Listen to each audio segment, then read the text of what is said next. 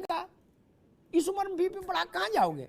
रुक जाओ भाई रे, अरे गजब हो गया भाई। ये आम आदमी पार्टी मुझे लग रहा है ऐसा नहीं कि पूरे भारत को नंबर 1 बनाने में, लेकिन जो तेजी में देख रहा हूं पूरे एशिया को वर्ल्ड में नंबर 1 बना दे। तेजी जो है वो ऐसी दिख रही। खैर डॉक्टर आलोक पांडे, मेरा सवाल ये 35 साल से मैं देख रहा राजनीति को पत्रकार के नाते, और उससे पहले बड़े बुजुर्गों से सुना। भारत में 4 दशक 5 दशक तक तो प्रधानमंत्री का कोई उम्मीदवार जैसी कोई चीज होती नहीं थी। पंडित जी और इंदिरा जी का कार्यकाल रहा, ठीक, मोटे तौर पर।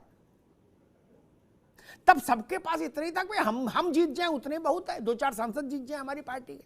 क्या लंबे समय तक तो 10% अपोजिशन नहीं रहा हाउस में पंडित जी के समय में। इस बार जितने में उम्मीदवार देख रहा हूं, किसी की पार्टी इस बात कर लो, उनके नेता वो काटने को दौड़ेंगे आपको, कहेंगे अच्छा हमारे नेता में क्या कमी, प्रधानमंत्री क्यों नहीं बनेंगे? क्या समाजवादी पार्टी से लेके और चंद्रशेखर राव तक चले जाओ। ऐसे तो मैंने प्रधानी के चुनाव में भी नहीं देखा कहीं कि इतने चेहरे दिखाई दे। ये भारत की राजनीति का क्या है फलसफा, मेरी समझ में नहीं आया। इतने चेहरे क्यों एक साथ इमर्ज हो रहे हैं और सबको लग रहा है कि हम भी दांव लगाएं, यही है राइट टाइम बेबी टाइप का, अभी नहीं तो कभी नहीं। क्यों? आलोक जी। अंताप सर नमस्कार। नमस्कार।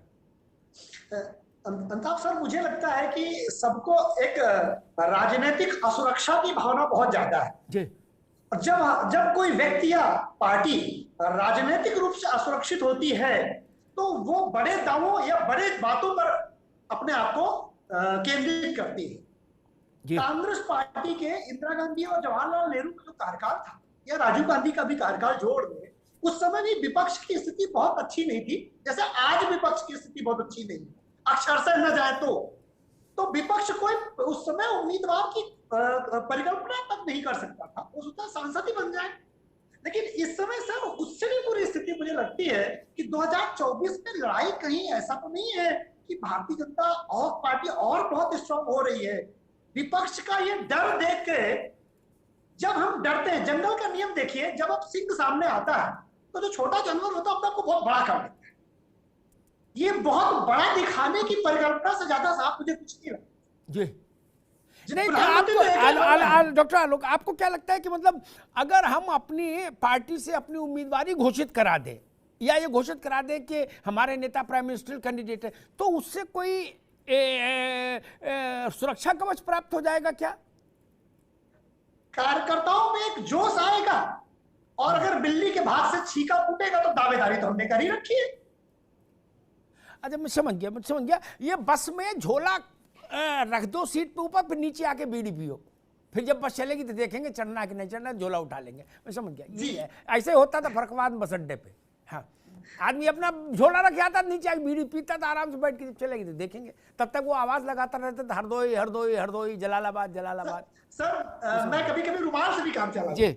हाँ, रुमाल के झोला एक ही बात, गमछा हाँ एक ही बात रख देते थे। ठीक है, तो सारे नेता वो रख रहे। भैया मेजर साहब, ये गमछा रखो राजनीतिक प्रतियोगिता हो रही क्या? मतलब जिनके पास ये समस्या है कि मतलब 2 अंकों में सांसद जीतेंगे कि नहीं, इसकी गारंटी दुनिया का कोई ज्योतिषी देने को तैयार नहीं, जिनको वो भी कह रहे कि हम भी हैं। बोले क्या है? बोले प्रधानमंत्री। आलोक पांडे, ये बात जो कौशल कांत जी ने कही उस बात से मैं सहमत हूं और मैं उसको थोड़ा और विस्तार दूंगा। कौशल कांत जी ने कहा कि भाई मेरे भाजपा के ऊपर आरोप लगता है कि हमने लोकतंत्र को बंधक बना लिया। तो वो कह रहे कि इससे ज्यादा लोकतंत्र क्या होगा कि प्रधानमंत्री के लिए दर्जन भर दावेदार हो गए और सब ताल ठोक रहे हैं। भाजपा के और खासतौर पर नरेंद्र मोदी की सत्ता के ऊपर एक आरोप और भी लगता है, विपक्ष लगाता है कि वो विपक्षी दलों के नेताओं को भयाक्रांत करती है सरकार, उनको भय में रखती है, डरा के। क्या अगर ये थ्योरी सामने रखें तब प्रधानमंत्री की छोड़ो, एमपी की पर्चा भरने से डरेगा आदमी। और ये 2.25 साल हैं अभी, और केजरीवाल जी ने ऐलान कर दिया कि सारे घर के बदल दूंगा, 130 करोड़ लोगों का अलायंस बनाऊंगा, देश के गली गली जाऊंगा। इसके मतलब भय नहीं है और लोकतंत्र बिल्कुल बॉर्नवीटा पी के हृष्ट-पुष्ट होकर दौड़ रहा है। डॉक्टर आप पांडे क्या कहेंगे? लोकतंत्र बॉर्नवीटा पी के दौड़ रहा है, इससे मैं सहमत नहीं हूं। हाँ क्यों नहीं सहमत हूं कि भारत की जितनी राजनीतिक पार्टी है जी, उनमें से ज्यादातर लोकतांत्रिक चरित्र को फॉलो नहीं करती। भारतीय समाज लोकतांत्रिक है, इससे मैं सहमत हो सकता हूं, जी। लेकिन भारतीय राजनीति लोकतंत्र को मानती है, मैं बहुत ज्यादा सहमत नहीं हूं। ज्यादातर जो राजनीतिक दल हैं वो परिवारवाद से जकड़े हुए। जी नहीं नहीं, मैंने दूसरा प्रश्न, ये मेरा भाव वो नहीं था परिवारवाद में, जी, मैं सिर्फ जी, ये समझना चाहता था, मैं जब लोकतंत्र बोल रहा इस संदर्भ में ये बोल रहा था, अगर लोकतंत्र है तब आप अपनी भी इच्छा जता पा रहे हैं, लोकतंत्र नहीं होता तो इच्छा नहीं जाती। इमरजेंसी में कोई माइक लालू कह सकता था कि मैं प्रधानमंत्री छोड़ो, घर के बाहर खड़े होके बोल सकते थे क्या इंदिरा गांधी मुर्दाबाद, उतने में मीसा लग रही थी। इसका मतलब है कि अगर चंद्रशेखर राव, अरविंद जी, अखिलेश जी, ममता जी, शरद पवार, अपना नीतीश जी, सब लोग की सेनाएं अपने अपने नायक को बतौर प्रधानमंत्री उम्मीदवार घोषित करके ताल ठोक रही हैं, तो ये तो तभी संभव होगा जब लोकतंत्र बिल्कुल हृष्ट पुष्ट हो जाए, सुपोषित होके घूम रहा हो। पांडे जी इस नजरिए से देखें तो इस समय लोकतंत्र भारत में 75 साल में सर्वोत्तम स्थिति पे है। हाँ। मैंने इतने जितना पढ़ा है, जितना मैंने पढ़ाया है, भारतीय इतिहास में इतने ज्यादा राजा पद के उम्मीदवार और फिर प्रधानमंत्री पद के उम्मीदवार भारतीय इतिहास में हमने 5000 साल में नहीं देखा। राष्ट्रपति के भी नहीं हुए इतने, तो जिसमें कुछ करने को नहीं मिलता फिर भी जी राष्ट्रपति ना, आप छोड़िए, राजतंत्र में भी मैंने इतने उम्मीदवार नहीं देखे। 1 2 3 चलो ठीक है, घर में 4 बच्चे हैं, चारों लड़के बोले हम बनेंगे, लेकिन इतने उम्मीदवार है तब तो लोकतंत्र की दूध की नदियां बह रही हैं। ठीक बात है। भाई विकास जी, कम से कम ये बात तो साबित हुई, समय कम है, ठीक है। मोहम्मद तकी साहब, अब मैं तो भाई, अरे दया करो भाई, अरे रुको, अरे भाई अब तो इतनी गर्मी भी नहीं है मौसम में, अब तो मौसम अच्छा, आप रुको तकी साहब, अभी रोकना होगा आपको। तकी साहब की आवाज अभी रुकिए। डॉक्टर आलोक पांडे, आप कुछ कहना चाह रहे थे, लास्ट कमेंट। अमिताभ सर, आप जो प्रश्न पूछते हैं राजनीति के लोगों को के पास उत्तर नहीं होता।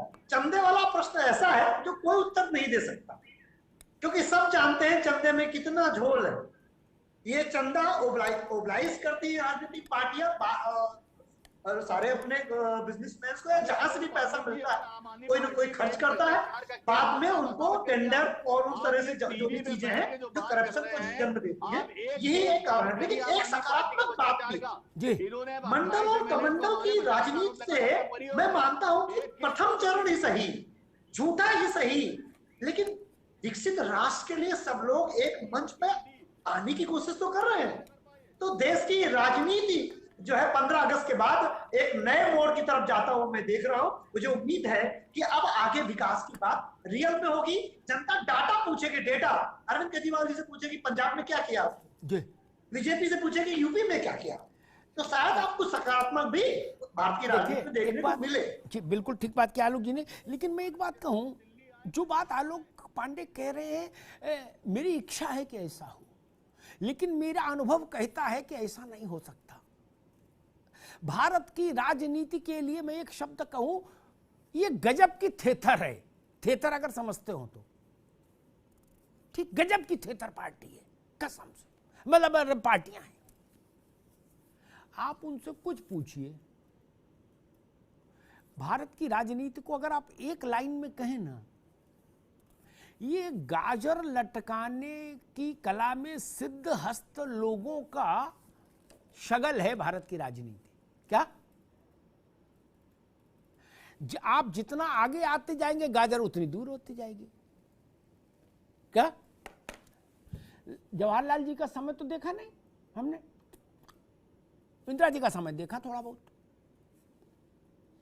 71 में इंदिरा जी ने गरीबी हटा दी थी, ठीक, और आज भी गरीबी हट रही है। और भगवान का आशीर्वाद रहा, ऐसे ही राजनीतिक लोग रहे देश में तो 50 साल बाद भी यही नारा लगेगा, गरीबी हटाएंगे। क्या 71 का चुनाव इस पर हुआ था। मुझे शब्द याद है मिसेस गांधी के कि मैं कहती हूं गरीबी हटाओ, ये कहते हैं इंदिरा हटाओ, फैसला आपके हाथ। जनता का इंदिरा जी बनी रहे, गरीबी हट जाए। केजरीवाल जी अपनी धुन में है। अब दिल्ली, पंजाब, तुर्कमान गेट, चांदनी चौक, खारी बावली कौन पूछेगा? वो कहेंगे पागल हो, मैं देश बदलने जा रहा हूं, पीछे आओ, केस खत्म। अब ये कौन पूछेगा पंजाब में वो कौन सा पानी पी लिए थे भगवंत मान? वो कहेंगे तुम कैसी बात करते हो, वो पूरे देश में क्रांति लाने जा रहा हूं, आप पंजाब बता रहे हो, चलो पीछे आ जाओ, बैठो गाड़ी में।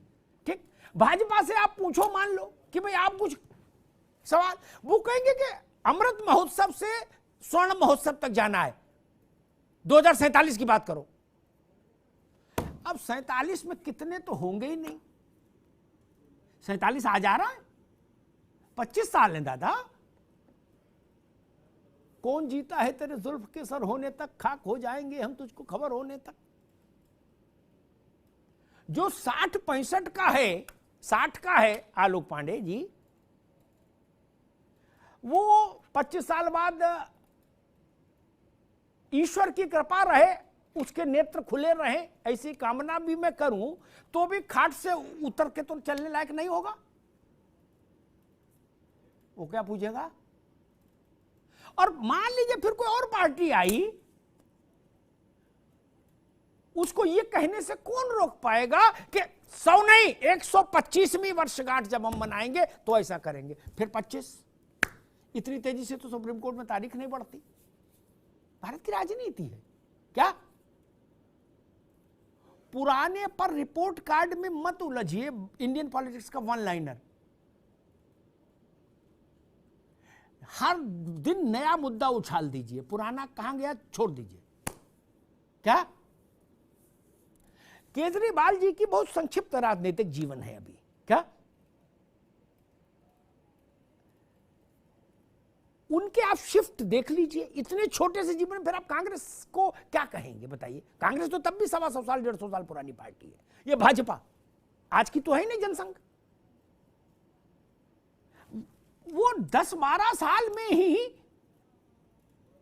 हर घाट का भ्रमण कर लिए कि नहीं कर लिए? उनके वक्तव्य उठा के देख लीजिए, क्या कर लेंगे। अब आज बिल्कुल ही नया तेवर दिखा दिया गुजरात में। बोले अब 130 करोड़ लोगों का गठबंधन बनाने जा रहा हूं। क्या तो आप अगर उनसे सवाल पूछोगे कि भाई ओल्ड सीमापुरी में इस स्कूल में ये लेंटर गिर पड़ा, तो वो कहेंगे आपकी कितनी सोच छोटी है, आप तो व्यक्ति हो, आप देशभक्त नहीं हो, हम देश बदलने जा रहे हैं, आप करें लेंटर गिर गया, भगाओ इसको। तब क्या करिएगा? कौशल कांत जी से सवाल पूछोगे, ये कहेंगे मत चुप रहिए आलोक पांडे, हम विश्व गुरु बना रहे भारत को, आप ले आए कि जी वो फलानी जगह सांड ने आदमी मार दिया, ये कुर्बानियां तो देनी पड़ेंगी। तब क्या करिएगा?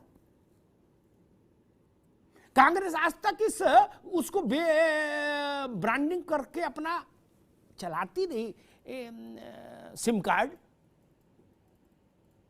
कि हम देश में आजादी लाए। यही इतनी बड़ी बात है कि उसके बाद कोई सवाल करेंगे आप? लीजिए क्या? इसलिए ऐसा मत सोचिए कि विकास के मुद्दों पर देश आ गया और ऐसा हो गया। ना ना ना ना, इसी कोई मुझे गलतफहमी नहीं।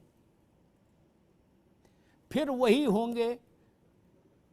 आपने एक सुना होगा, एक ऑडियो वायरल हुआ था, मैं किसी पार्टी को उल्लेख नहीं करूंगा, सिर्फ जो कि बात कह के सब समझ जाएंगे। टिकट फाइनलाइजेशन की कोर मीटिंग हो रही है, जिस कमरे में टिकट फाइनल होते उस कमरे में 4-5-10 ही लोग होते, बाकी लिस्ट में कुछ भी लिख दो कि ये कमेटी वो कमेटी, लेकिन 4-5 ही लोग फैसला करते हैं हर जगह, चाहे भाजपा हो, चाहे कांग्रेस हो, चाहे आप हो, चाहे कोई हो। तो एक हैवी मुस्लिम डोमिनेटेड कॉन्स्टिट्यूंसी के उम्मीदवार का नाम आया। एक्स ने कहा कि वहां से किसी मुसलमान को ही लड़ा दे। क्या? जो सर्वोच्च व्यक्ति था उसने कहा बुड़बक हो, दो ही पार्टी हैं, हम हैं और भाजपा है। मुसलमान क्यों लड़ाएंगे? हम हिंदू लड़ाएंगे, मुसलमान तो वैसे ही मिलेगा हमको वोट। क्या बोले? बुड़बक। ये इंडियन पॉलिटिक्स है दोस्त। कमरे में ऐसे होते हैं, बाहर आते हैं तो हम कहते हैं देश राष्ट्र बनाना है, निर्माण करना है, अंतरिक्ष पर जाना है, मंगल में प्लाट काटने हैं और शुक्र में जीवन खोजना है और नासा में से बड़ी प्रयोगशाला बनानी है। क्या? लेकिन अंदर ये चर्चा पर चर्चा है दोस्त। मेरी आपत्ति नहीं प्रधानमंत्री पद के उम्मीदवार होने में, सबको होना चाहिए, लेकिन बेहतर हो कि ऐसा करके दिखा दीजिए कि जो इस देश की जनता है, जिसको वोट दे के बनाना है किसी को, वो आपको कंधे पर उठा के ले चले। ये ऐसी कुर्सी नहीं है दोस्त जो खुद इच्छा जताने से मिल जाए। नहीं, जिस दिन देश मान लेगा कि आप इस लायक हैं तो ढूंढ ले आएगा। मुरारजी भाई को ढूंढ के ले आया था। या अपनी पत्री दिखा लीजिए, अगर देवी गौड़ा और गुजराल वाले योग हैं तो उम्मीद हो सकती है। इसके अलावा फिर कोई रास्ता नहीं। या तो इतना बड़ा कद हो जाए आपका आपकी पार्टी का, या गुजराल साहब और देवी गौड़ा जैसा कोई थोड़े समय के लिए अखंड राजयोग आ जाए और उस झटके में आप बन लें। चंद्रशेखर जी, चरण सिंह साहब, बीपी सिंह, देवी गौड़ा, गुजराल, ये 5-6 लोग, इवन नंदा जी, गुलजारीलाल नंदा जी, या अपनी पत्री दिखा लीजिए। अन्यथा प्रधानमंत्री पद के लिए ये जो व्यग्रता दिख रही है ना, ये शोभा की चीज नहीं। पार्टी को आगे बढ़ाइए, जनता के बीच जाइए, जो बनना बनाना होगा वो ईवीएम से खुद ही सामने आ जाएगा। उसके लिए आप क्यों परेशान हो रहे हैं? जनता की सेवा करिए, वो मालिक है। आपके क्रियाकलाप से खुश होगी तो माथे पर तिलक लगा देगी, जय हिंद हो जाएगा। धन्यवाद।